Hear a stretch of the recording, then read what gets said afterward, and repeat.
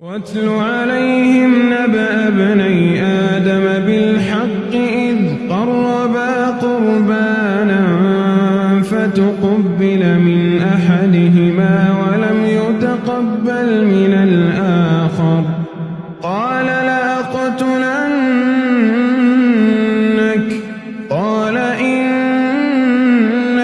يتقبل الله من المتقين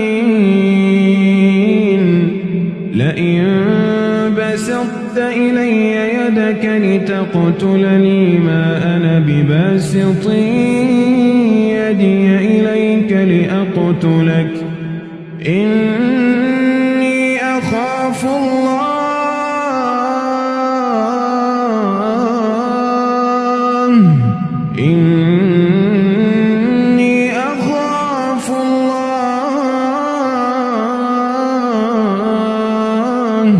إني أخاف الله رب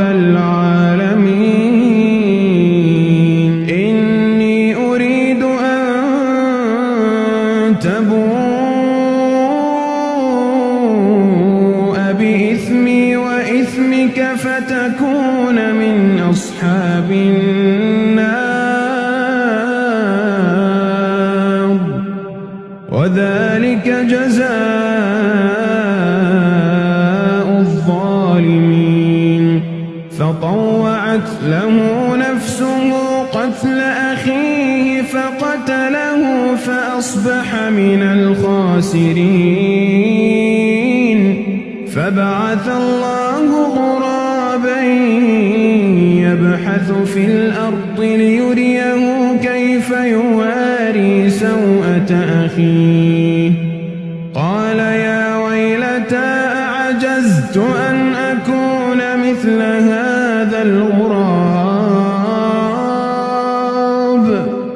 قال يا ويلتى أعجزت أن أكون مثل هذا الغراب فأواري سوءة أخي